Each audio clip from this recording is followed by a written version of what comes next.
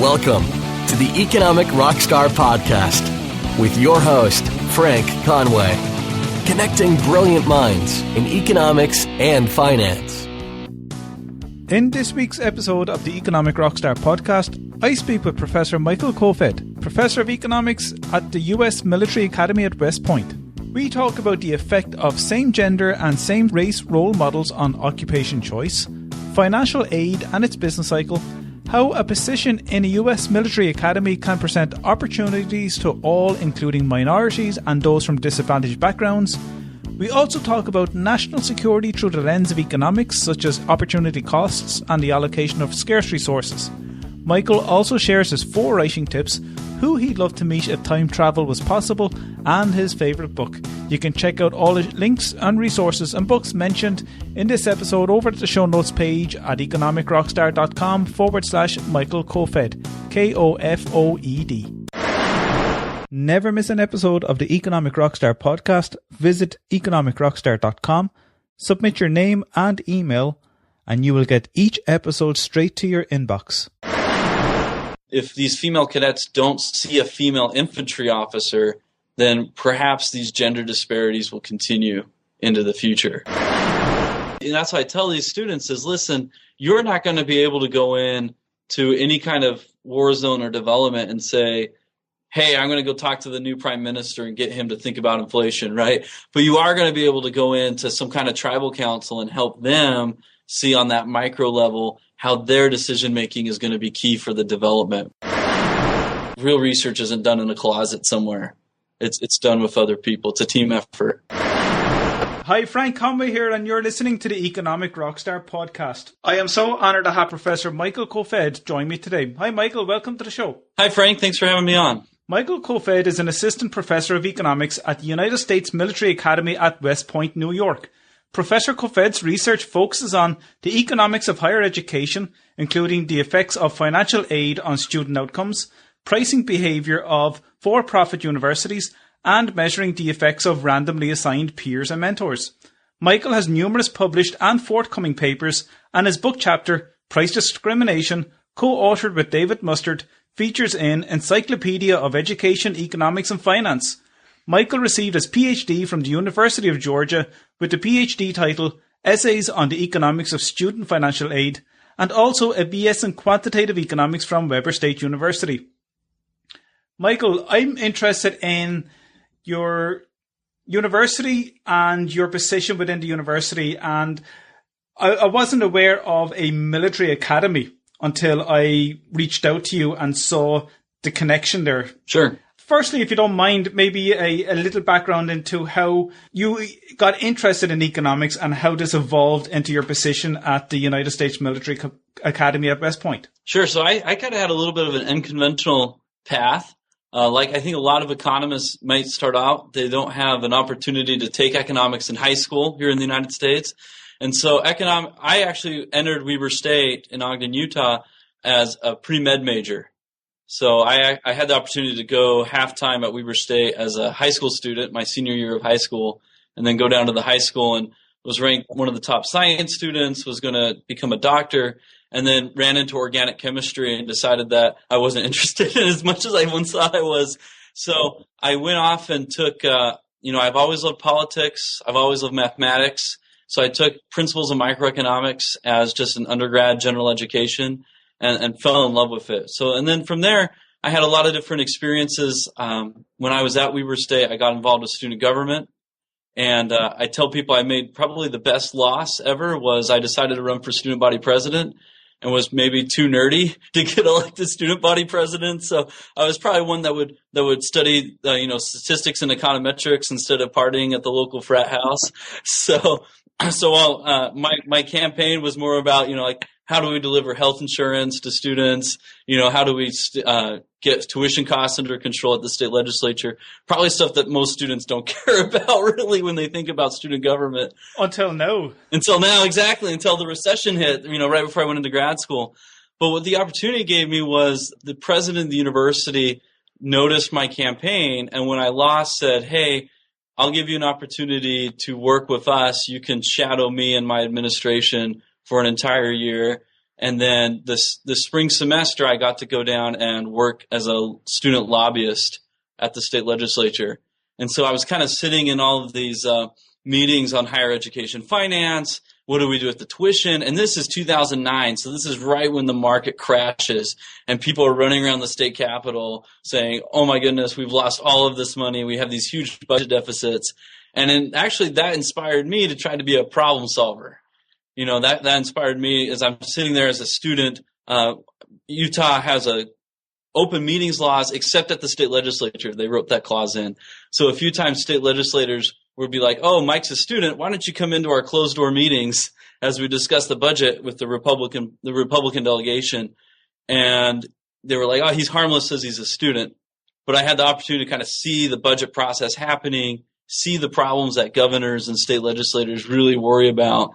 And that kind of got me jazzed up about doing, you know, the public finance, applied labor kind of research. And so from there, I decided, let's go get a PhD.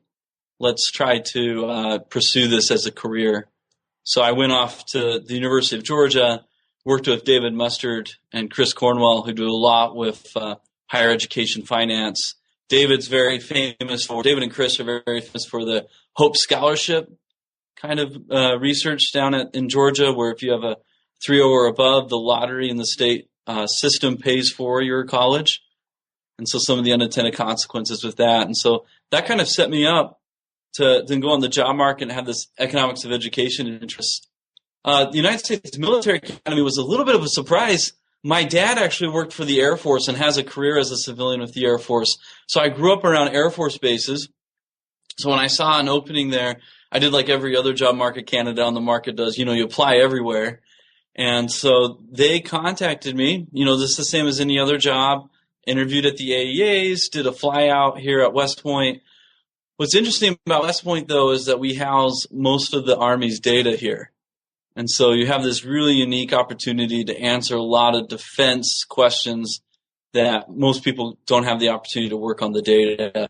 And so we have at least the Army's data here that we are able to use for research. That must be Aladdin's cave to a lot of economists. No, it is. And the reason why is a lot of people don't, or I think a lot of applied micro people don't realize how great defense economics research can be, because there's random assignment everywhere. Like everywhere I go here on campus, everywhere, you know, when I go and talk about like big Army issues, there's just random assignment, well-identified opportunities are everywhere. So for example, when a cadet comes, so West Point, since you mentioned service academies, which might be unique here in the United States, is we have three major ones: Navy, which is in Annapolis, Maryland; Air Force, which is in Colorado Springs, Colorado; and then West Point here about 45 minutes outside New York City. What happens here is that the cadets can come, they get all their education, room and board paid for free, and then they have a 5-year service commitment as an Army officer when they leave West Point. And what's interesting about this place is when you come as a cadet, you're pretty much randomly assigned everything. So it's a little bit, I tell people it's a little bit like working at Hogwarts. So cadets come and they're randomly assigned to companies, which are like being assigned to Gryffindor or Slytherin. And those companies work together, they eat together, and they play sports together. So the life is surrounded around that company. And so that gives you a really clean opportunity to study things like peer effects. Every classroom is randomly assigned, so they don't have control over which professor they want, what time of day they want to be in the classroom. And in a case of one paper I've worked on is we assign every cadet a mentor, what's called a tactical officer, to each company that becomes that cadet's boss. And so I've done some research there because at the end of their 4 years here, they have to pick a job within the Army.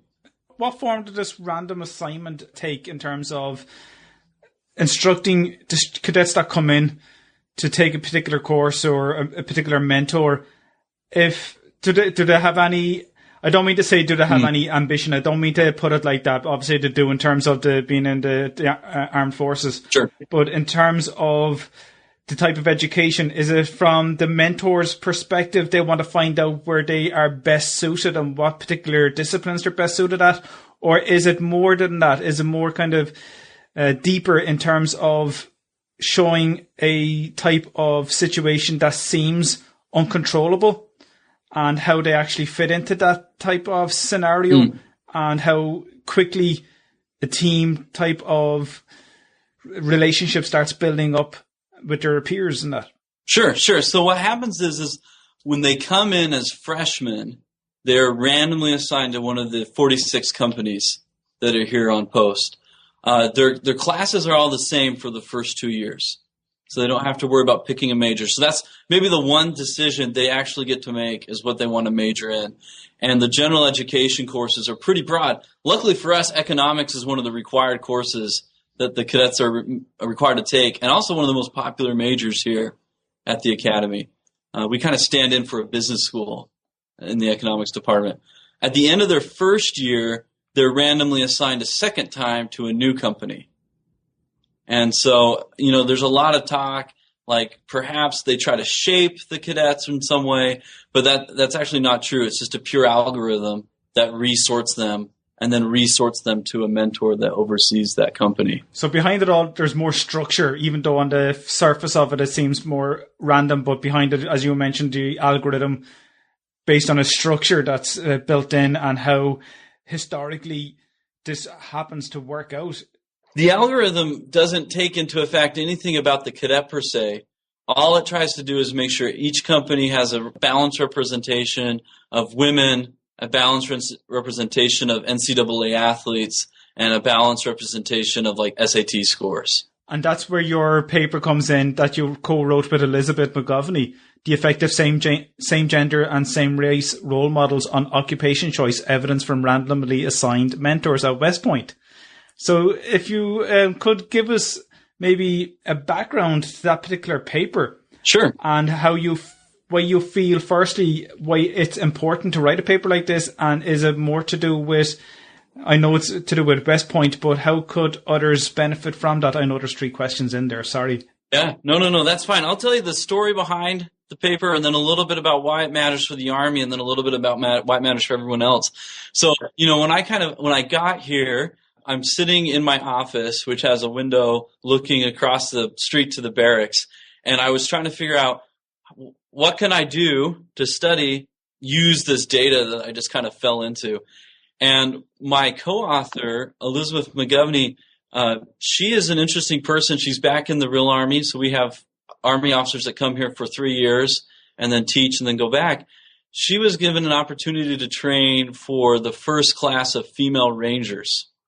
So the Army had finally opened up Ranger School, infantry, and armor to women. And so when we were talking about this experience, I asked her, well, why did you sign up to be a military police officer? And she told me, well, I signed up because my tactical officer when I was a cadet here was a military police officer, and I felt like that I could be successful because she was successful in her career. And so that kind of got us thinking about, why is it that even when gender or racial segregation, for lack of a better word, breaks down, why do we still see disparities in lots of different careers? So, for example, NPR did a great podcast on Planet Money about where did all the female computer coders go? And why do we not see so many economics PhDs that are females, but we see them in other humanities and other fields? And so we both realized that we had the perfect opportunity to study this, because one, if you look at like labor market data, there's hundreds of thousands of occupations that you can choose from if you're a typical college student.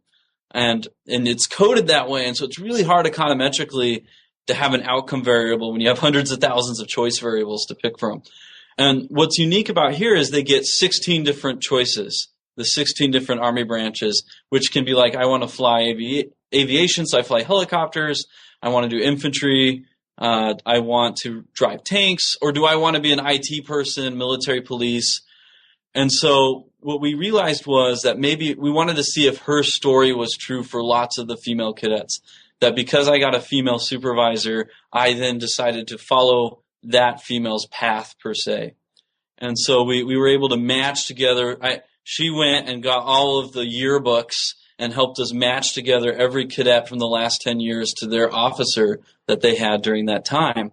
we also were able to show some kind of descriptive statistics that sure enough, there are branches where females are overrepresented in the Army, branches where they're underrepresented, where blacks are overrepresented because of segregation in the South. A lot of blacks weren't allowed to go to swimming pools, and that kind of affected the branches that they could pick within the Army.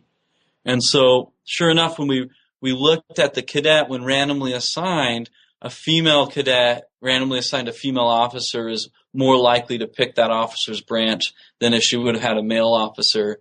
A black cadet who's randomly assigned a black officer is more likely to have pick his officer's job, given that if he had a white officer, per se. Why this matters to the Army is last year, so May 2016 was the first time in the history of West Point that women could pick the infantry and armored branches and become second lieutenants in those branches. What our paper says to the Army is many times you'll hear a policymaker say, well, we've opened it up, gender disparity is not going to be a problem anymore.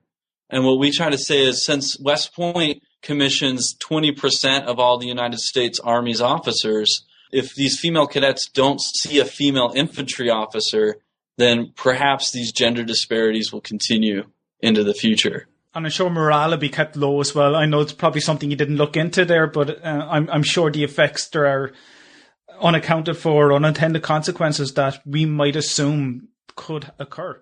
Right. And so I hope to do an update to this paper maybe 10 years from now. We can see what happens when they go out and they have the full choice. Now, I should say, Frank, I realized to say at the beginning that I have to say that everything I say about the Army is my own opinion and not opinion of West Point or the Department of the Army or the Department of Defense. So if they like the paper, then they'll claim me. If not, it's not their opinion. But that's a big problem. And I think the Army is thinking a lot about this is how do I have officers that maybe don't represent the men that, or for that example using that word, but the soldiers that they lead. So for example, generally the officer corps is more white while the enlisted corps is higher minorities. And so how do we get that balance right is, I think, a big question. And also for morale, like you said, if I don't feel like that I have a career in the Army, does that mean that talented people will leave the organization and we'll have some kind of negative selection that happens? And I'm just wondering there, you said about a higher intake of minorities. Right. Is this something that you recognize of late, that there tends to be more of what you might consider in the US minorities like Hispanics and so on that are joining the Army, or is this something that is just happening right now in the cadets? So I think this is something, historically has been the case for a long time. Not really the Army's fault, because officers, it's representative of kind of two groups in the United States population, right? Where officers in the United States Army are required to have bachelor's degrees. Enlisted folks only need to have a high school diploma. And in many ways, the military in the United States has always been a source. Colin Powell talks about this an awful lot, of upward mobility. So folks that maybe want to leave behind, a rough neighborhood or whatnot can join the Army. The Army is going to give you opportunities to get skills and human capital, and then perhaps get to have a source. And Colin Powell talks about that was the one place as a kid from inner city New York that he felt successful and was able to use his skills in a successful way. And so if you look at the United States in general, if you look at college graduates versus non-college graduates, those demographics simply just sort out.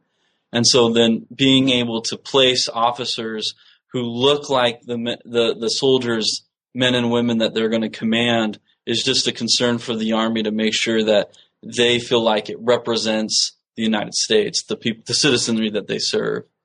And the Secretary Carter, the new defense secretary, has talked an awful lot about this. And so that's why we were hoping our paper would be timely. We could sum it up by saying it's more of the economic consequences of the United States at the moment, and perhaps, or in a developed country like the United States, and where you have minorities that see an opportunity that could be from a more difficult background, that do not have the opportunities, that they see the military as an opportunity. And as you mentioned there, the officers, they need a bachelor's, and there are economic studies out there that do suggest that minority groups do not have higher education compared to Caucasian, perhaps? So that's one big part that West Point is working on as well, is trying to do outreach. If we look at our enlisted men and women, which ones are very successful, could have a high aptitude to higher education, and outreach to them to get them to come also to the military academy. We have some prior service cadets that have done tours of duty that are here now to get that college degree and then go back as officers. I'm just wondering, your paper that we were just discussing there, that could be applied. That doesn't have to be at West Point. That could be at Apple headquarters, or it could be more to do with the private sector, you could say. And has anybody shown interest from that type of sector and asked you, or have actually given you feedback, or are interested in it, in this type of work? Because I'm sure it does have positive effects if you have a mentor that is of the same gender or perhaps the same race, and it could lead to people wanting to band with you, if you want to say it like that. I don't mean to suggest that it creates divisions and so on, but as part of a team, you have that positive effect on other people. No, I haven't had anyone contact me yet. I mean, the paper is still under review in the revise and resubmit section. But what I think is unique, and the reason why I think this paper tells us more about just West Point, is it's hard to tease that out, let's say, at Google. Because maybe certain types of employees want to work at Google for the racial or gender mix of their supervisors, and so you would have a clear endogeneity problem, right? I can't tell if they want to work at Google because of that, or is it just simply something unobserved about Google or its employees? And that's why the West Point scenario works so well from kind of a life as laboratory, economics in its and naturalist, as Robert Frank at Cornell would say, because here we have that random assignment. The female cadet doesn't get to pick a female tactical officer, but for some random reason, she gets the female tactical officer and a mentorship relationship occurs.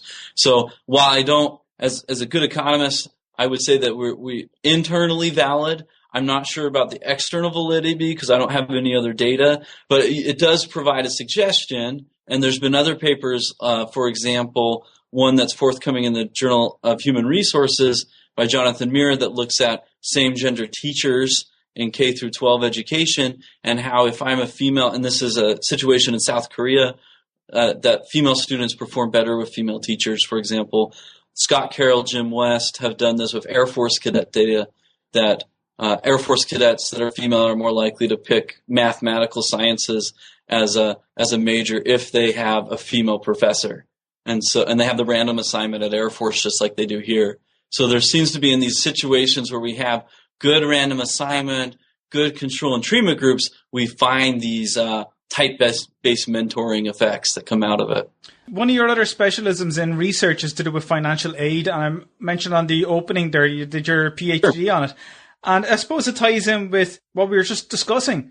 Those who have a different economic background and maybe more of a disadvantage, or the minorities, are looking for a career in the military, and perhaps using their education that they get from West Point and building up a career life after the military. But financial aid is a big problem in the US today. And you looked at, for example, one of your recent publications is the effect of business cycle on freshman financial aid. And I never put a business cycle to maybe the likes of the number of entrants into college education, but I'm sure it has that cyclical pattern to it. Mm-hmm. And financial aid is a huge cornerstone to determine the likely path of that business cycle. And we know in the United States as well, there's a lot of student loans, and it's hitting all-time highs each year, is breaking all-time highs. So how important is financial aid to, say, West Point, or generally to those going to college in the US? Sure. So West Point, I don't think it would be that big of a deal because all of our students are on 100% financial aid. But the Department of Defense does offer financial aid, and I've studied that, and we can talk about that paper later on. The business cycle one I think is really interesting, and this goes back to my time working at the Utah State Legislature. During the financial crisis, and seeing that one of the problems that we see in higher education finance is that when we have a recession, that's prime time for workers or high school grads who thought that they could maybe do it without a college degree, start to rethink their career paths and decide to go back to college, particularly to community colleges and open admission universities, because and we see these enrollments soar. And that's what we saw in the United States was during the Great Recession, we had huge amounts of people trying to enter college. But however, the financial aid mechanism, like endowments for private universities, where it's hooked to the stock market, or state U schools that their budgets are determined by income receipt or income tax and state sales tax receipts. So we have more students to serve, however, we have less resources to help those students with. And so my co-author, who's at Elizabeth Clellan, who was a year ahead of me at Georgia, we had the opportunity to blend our dissertations for our third essay together since we had the same committee, which was nice for everyone involved. But we were able to get the freshman survey that over a 20-year period, if you look at the tables in that paper, I have something like 1.5 million observations of student financial aid packages over this 20-year, 1980 to 2010, or 1980 to 2000, this 20-year period. What we found was an interesting trend that financial aid is a little bit more difficult than we thought because different types of financial aid here in the United States responds to business cycles in different ways. So, for example, states that might offer scholarships like the Hope Scholarship in Georgia all of a sudden have less money. Hope Scholarships is funded by the lottery, and people tend to want to throw their money away at lesser rates when they're unemployed. And so we find that states and institutions reduce their financial aid that they have for college students, so that and parents have less income as well. And so we see the cost being shifted on to the federal government, who can borrow through financial markets, and also to these student loan programs. And so we kind of point out to hopefully interested administrators and policymakers that we in the United States need to think of a better way to get this right. I don't know if it's necessarily efficient that when we have money, we have less students, but when we don't have financial aid resources, we have more students. And so a lot of states, like in Utah had the benefit of some governors in a row that had a lot of foresight, so that they saved a lot of the budget surpluses during the 90s and the boom period, so that when the recession hit, they were able to pull from the rainy day fund. Other states were not as lucky as that. And so it's kind of showing that you can't just think of financial aid in a block when it comes to recessions, but rather it has to be different components of financial aid are going to be moving at different times. And that's probably why we saw the huge student loan spike over the last few years, is we had more students going to college and more of them taking out student loans. So it's that perfect storm. And we saw that in the 2016 election campaign. Bernie Sanders talking about canceling student debt.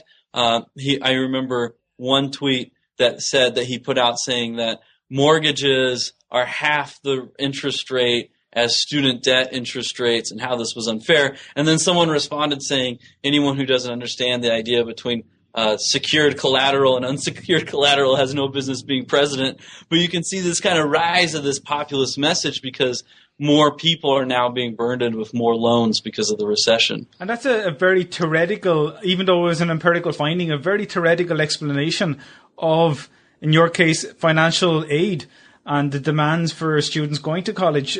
Seems to have that pattern, because you mentioned that one state was able to save for a rainy day, which is your classical Keynesian, I'm sure it's Keynesian approach to managing booms and recessions. And we don't normally see that happening. And you obviously said then that other states tend not to be so lucky at all.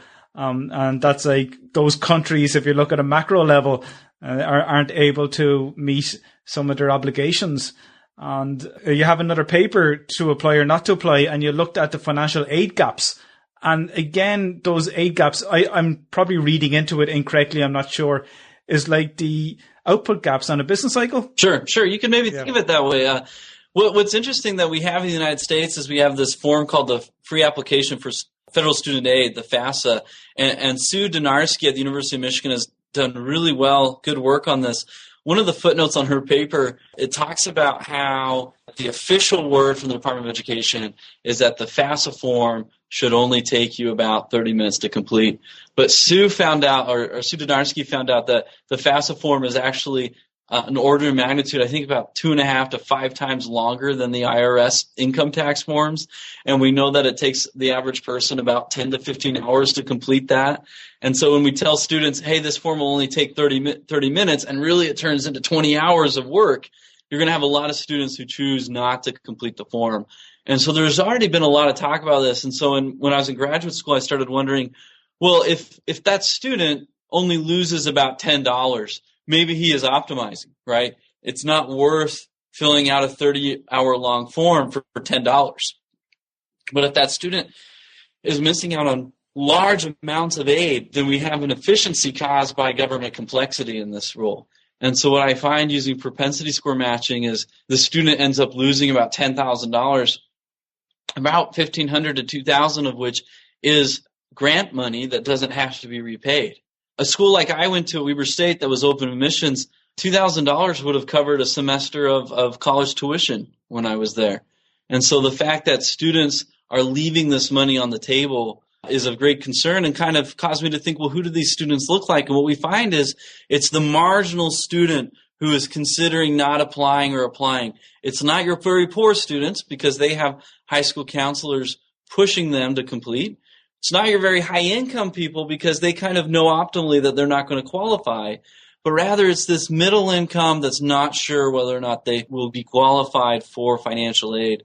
And so I chalk that up with the other literature to say, if we could streamline and simplify the FAFSA form, streamline the way, to help students already know how much college is going to cost before they apply, then that's going to be able to capture that marginal student who would have gone without $2,000. And where I come from, $2,000 is still a lot of money, right? So none of this has been taken into consideration, some of your conclusions yet, have they? Or is this paper to be published yet? This paper is about ready to come out. It's been accepted. It's available online at the Research in Higher Education, which is a journal.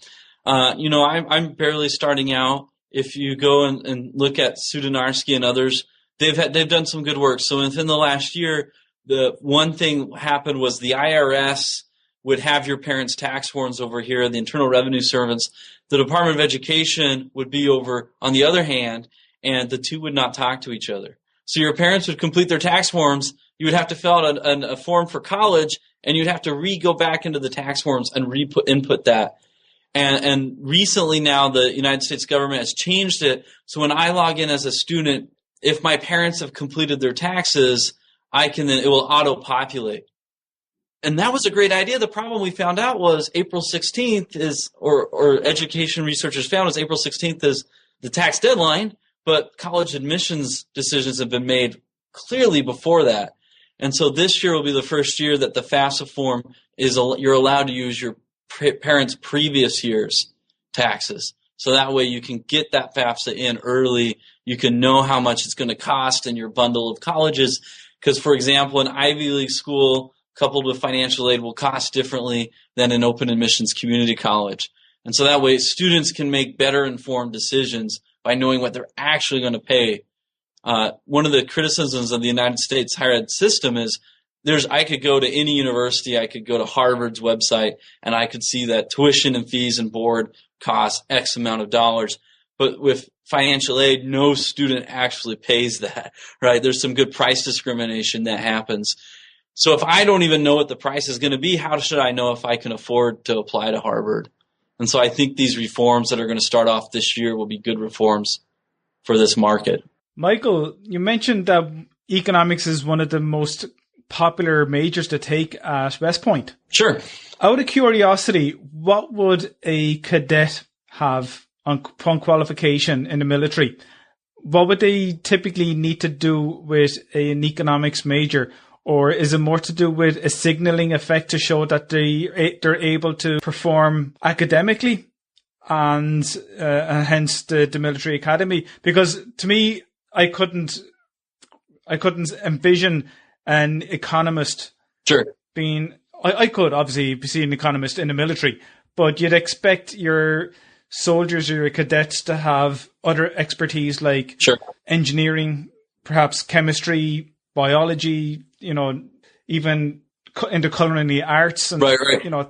things like that. So, and not necessarily in economics, or am I missing something? No. So there's two types of cadets that I think are going to major in economics. And I tell cadets all the time, especially when I teach that required course that all of them have to take, is listen, no one in the Army is going to ask you to drop and give them 20 push-ups and draw a demand curve for them, right? But what's important for these cadets is when they go out as second lieutenants, I like to joke with them that there's really two issues that the Army has.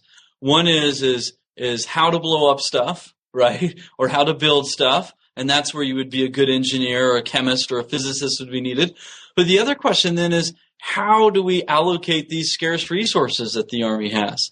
How do we, if I go in as a lieutenant into Iraq and they give me money which happened in Iraq, here, lieutenant or captain, you're going to take $20,000. We need you to work with tribal leaders to figure out the best way to help develop your city. That's no longer an engineering question. That's an economics question.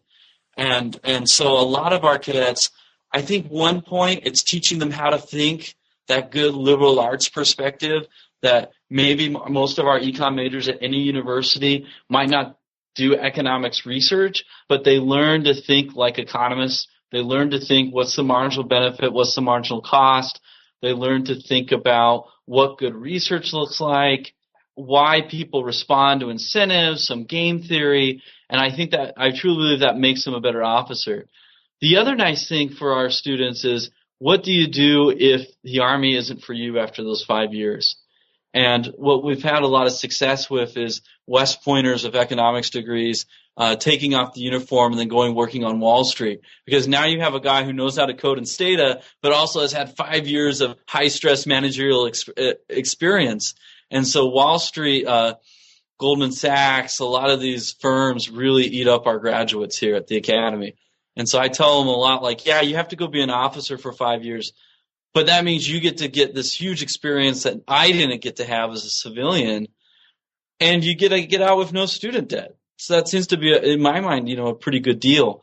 Another half of our people do become what's called an ORSA, an operations research scientist, which is really an economist officer who gets to go work down at the Pentagon, advise policy making. These guys work on these data sets. We require all of our cadets to take econometrics before they graduate. We have a really solid guys teaching econometrics that have PhDs and are military officers. They know what causation is. And our thesis cadets are astounding. We have guys doing fuzzy RDDs coming out as an undergrad, difference in differences. So I think just helping them think about causation will help them also question and think about, is the military doing the right things to accomplish their goals? And so I tell my cadets, this is a great major for you, because if you decide to stay in the Army forever, the Army needs this kind of thinking. How do we allocate scarce resources? But if you decide to get out, you have job security when you get out, which is huge for them. And as well as that, you have that vast amount of data that you were talking about earlier on, and they could definitely, and you need pretty much an economist to work through that, whether it's to do with strategic location or, as you mentioned, their decision making. It all fits into that whole umbrella that we call economics. Right. And as well as that, it's good to have the training and having the language of an economist, whether it be at a micro or at a macro level, and understand what's going on in your economy or an economy elsewhere. Right. And that's where I think, I teach intermediate macro here, even though I'm an applied micro guy. And I think the great thing that's happened to macro is going back to micro principles, right? We think about representative consumers, representative firms, households, a lot of like what Romer and Sargent kicked off. And that's what I tell these students is, listen, you're not going to be able to go in to any kind of war zone or development and say, hey, I'm going to go talk to the new prime minister and get him to think about inflation, right? But you are going to be able to go into some kind of tribal council and help them see on that micro level how their decision making is going to be key for the development and outcomes, both for allied forces in Iraq and Afghanistan, but also for the development of those countries. I think, it's been shown in some of the terrorism literature that the best way to do counterterrorism is to give people better opportunity costs.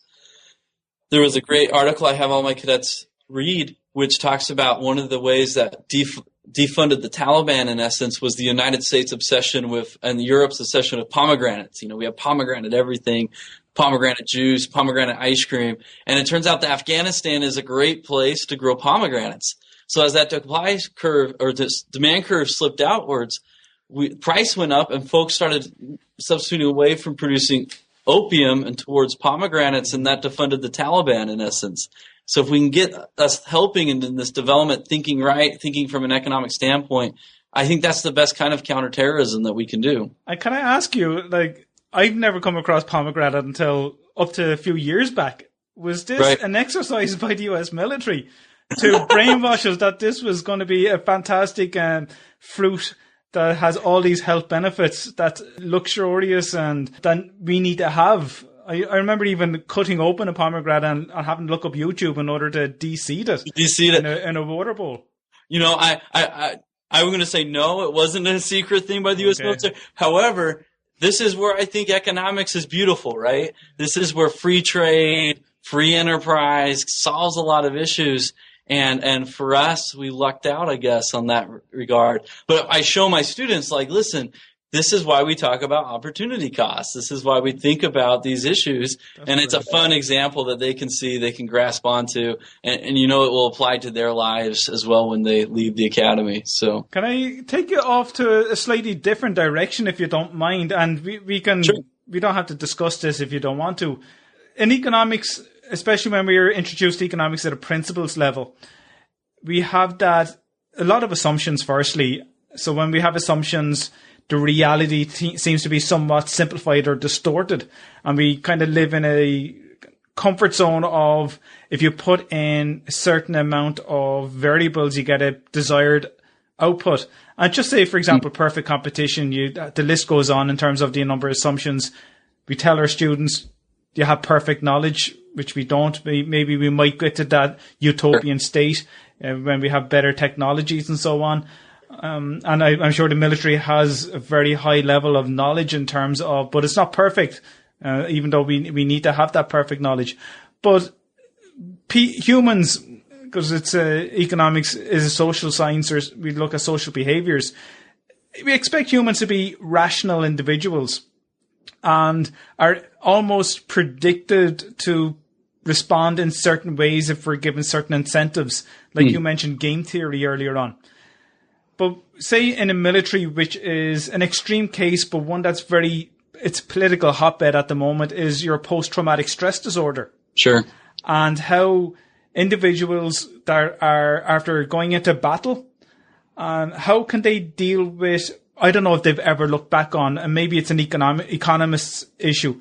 It must be very frustrating to be introduced or to discuss even or teach the whole concept of rationality when we have these unintended consequences, which we know now is a consequence of battling, or and then the high suicide rates among veterans. I don't know if this is correct, but 1 in every 65 minutes. I don't know if that's true or not. And is this an issue that you might have with discussion with other economists, or have you kind of seen it in an economic perspective? No, that is one of the big questions that a lot of our folks study. So I have a colleague, not in the economics department, he went to grad school with me at Georgia that studies this, and showed that many times veterans that are given different kinds of compensation for any kind of mental or physical health ailments they have causes labor force participation to go down, which can then exacerbate some of those issues that they have. When it comes to rationality, what I love to tell my students, what I love it for an outcome of my students, is that I want them to think about the world critically. I want them to be able to take these models and say, okay, we get this certain outcome, but what are those assumptions, like you said, that goes into that, and whether or not that fits now?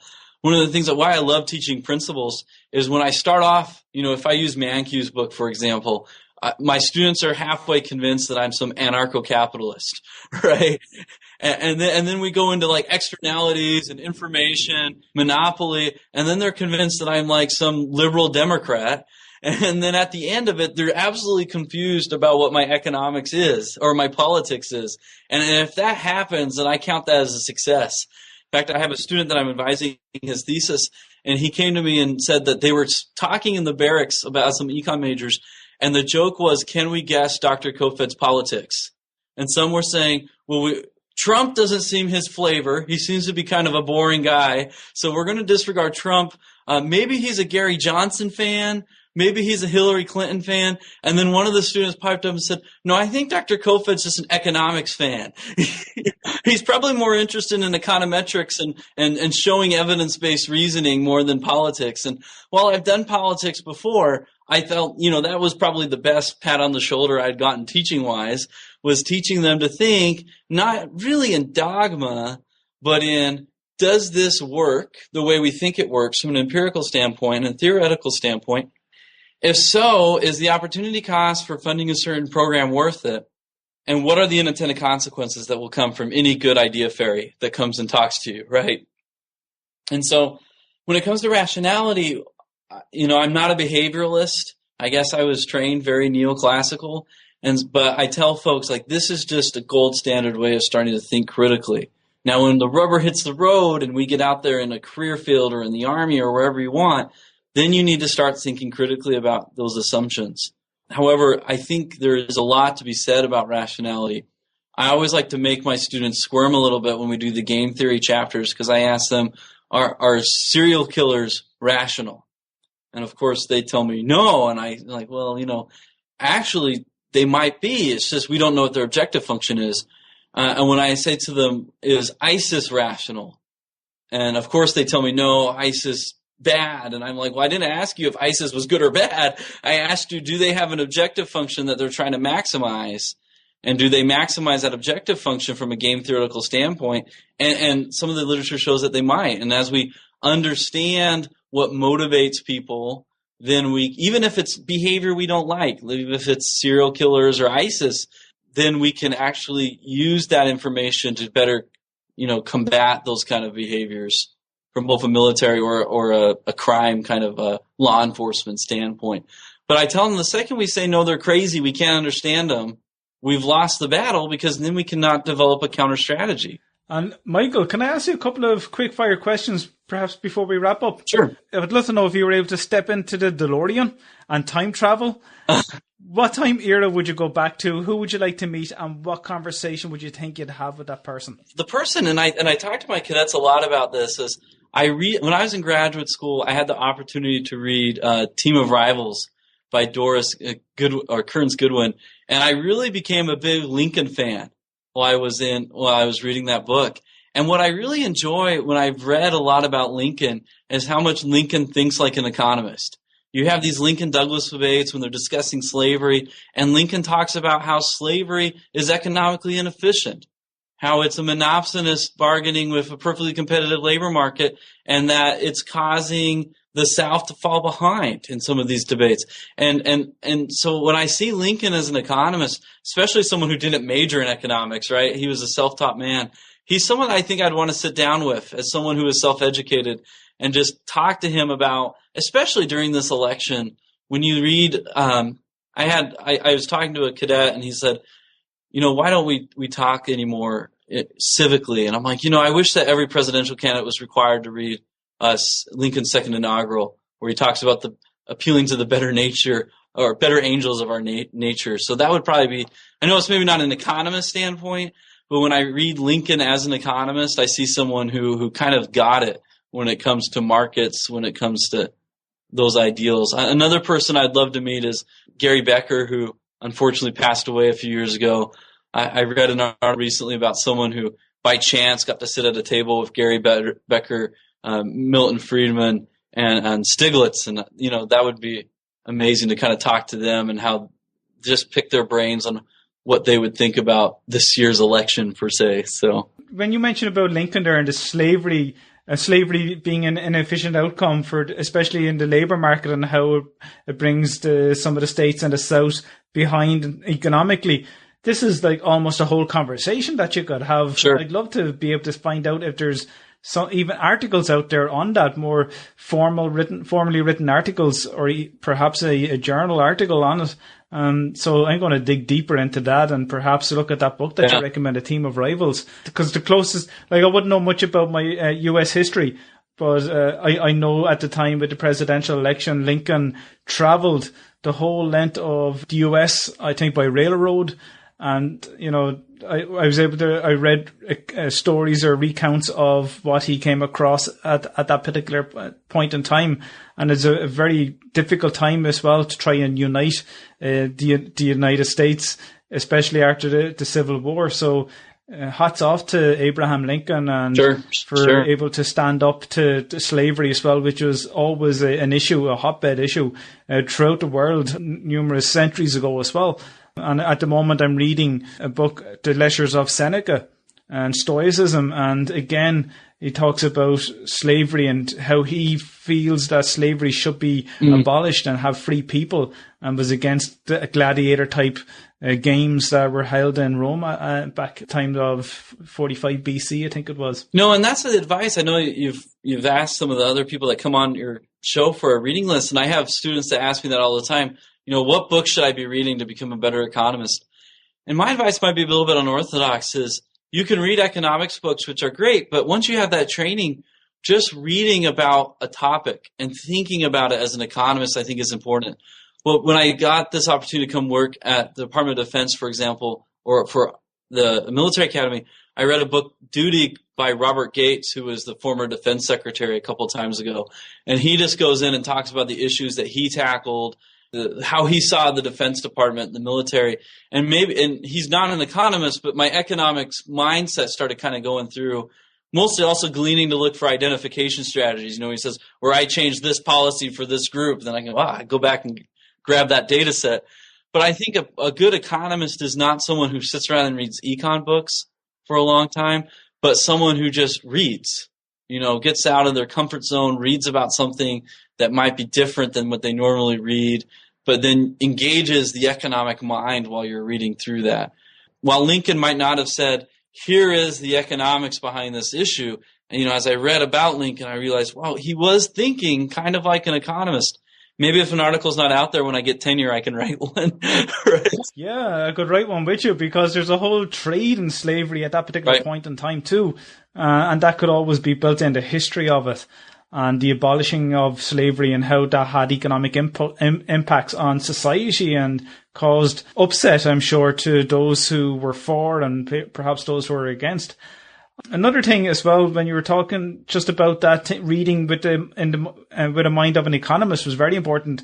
And it's something I've seemed to have adopted myself over the last couple of years, especially being exposed to speaking with people like yourself, Michael, is that recently I had Russ Roberts on the show, the host of Econ Talk, and we were talking about Adam Smith's theory of moral sentiments. And he wrote a book prior to that on astronomy, then a philosophy theory of moral sentiments, and then his Wealth of Nations, which is the cornerstone or the key or the foundation to the economics. And like that, when I said I was talking about Seneca and what he talked about was wisdom and, you know, to get that state of happiness in terms of being at one with nature in a way. And I'm probably not summarizing it great, but it just reminded me of that conversation I had with Russ Roberts. And I'm sure Adam Smith read Seneca and applied that thinking to that part of economics where we could apply economics to today and in future generations on the morality issues and so on. Yeah, you know, I read. I had the opportunity. I was a Mormon missionary for 2 years in Sweden, and before I went home back to the States, one of the members of our local congregation was the number 2 guy at the American Embassy. And he asked me, he's like, well, how do you think about politics and economics and issues? How do you get that grasp? And, you know, and I, being a naive 20-something, said, oh, you read the newspaper, you do all these kind of things. And he told me as a diplomat, I was wrong, that what I need to do is read the classics, read these kind of great thinkers, because our problems just go in cycles. And if you just read about what's happening now, you'll miss the cycle. And as we develop these kind of, liberal arts education kind of topics, how do we think about the human experience? Then as we see these patterns, we can build better policies. Smith is a great example of that. When I ask my students here in the United States in particular, I say, how many of you have heard of Adam Smith? And 2 hands goes up out of a group of 60. How many of you have heard of Frederick Hayek? No hands go up. Keynes, no hands go up. Friedman, couple. Becker, none. And then I say, how many of you have heard of Karl Marx?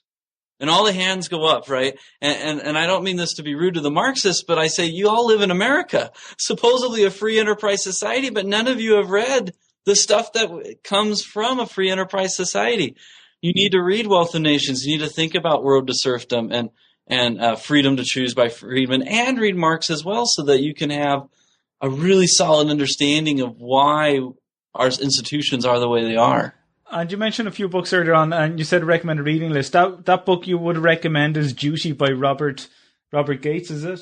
Robert Gates, that's one I would recommend. Not from an economics, but if anyone is interested, he's not an economist. He's an old CIA spy that became president of Texas A&M, and then George W. Bush put him as SecDef when the war wasn't going very well, and then President Obama kept him on in his first term.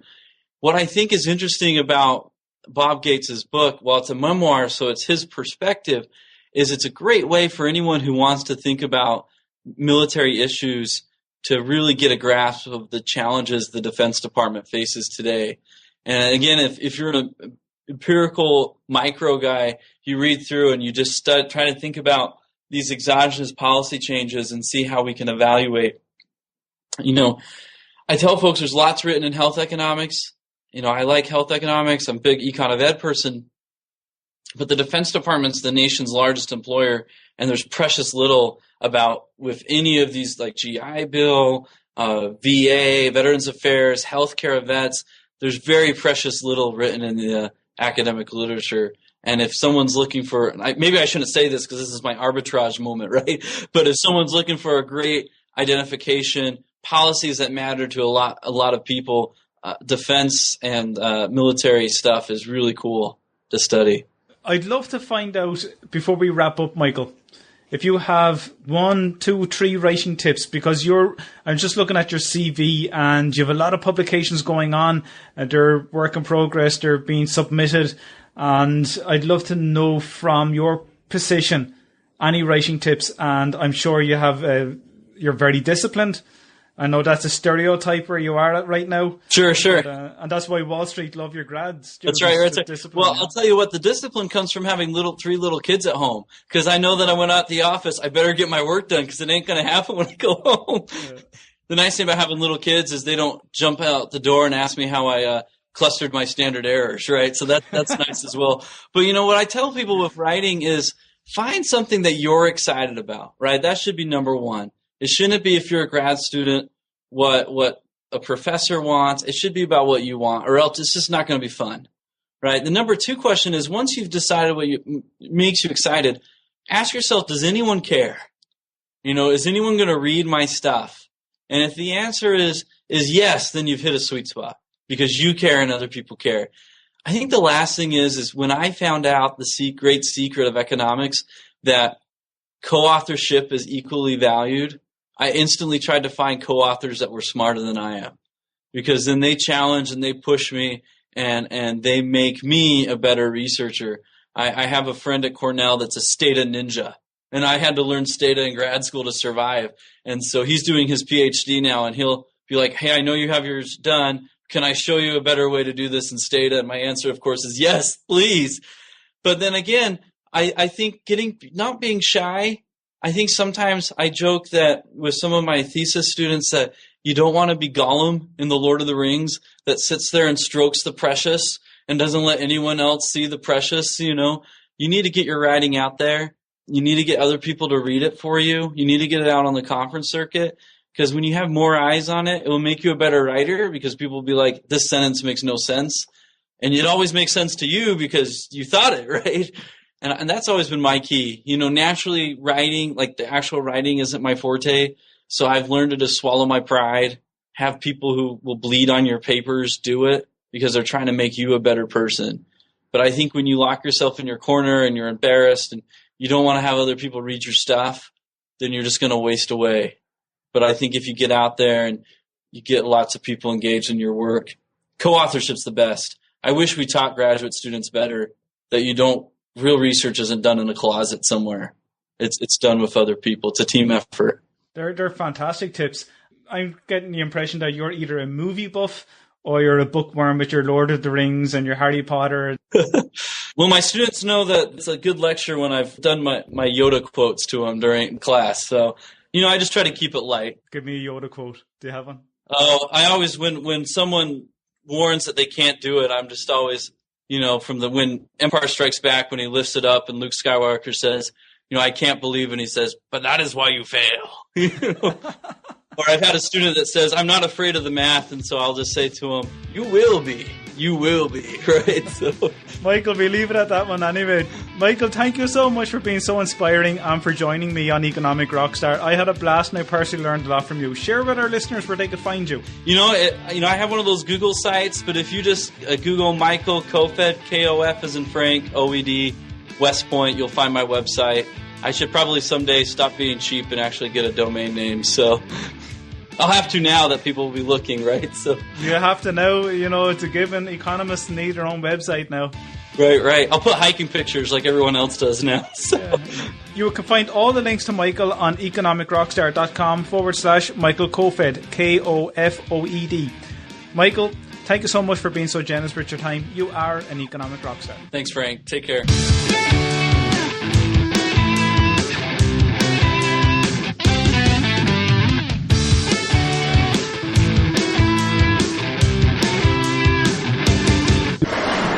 If you enjoyed this podcast, why not leave some feedback or comments on the show notes page on economicrockstar.com, where you can also sign up and be a member of the Economic Rockstar community. If you're listening to this episode on iTunes or Stitcher Radio, I would love to have some feedback and for you to leave an honest rating and review, as this will help with the rankings of the show so that more people can find it. If you're listening on the website economicrockstar.com, make sure you check out the back catalogue of all previous episodes and interviews with some amazing professors and authors at economicrockstar.com/podcasts. Thanks for listening, and I really appreciate your loyal support. I know how much you love audio, so why not get a free audiobook with Economic Rockstar today? I've teamed up with audiobooks.com to bring you this amazing offer. Visit audiobooks.com/rockstar to download your free audiobook now.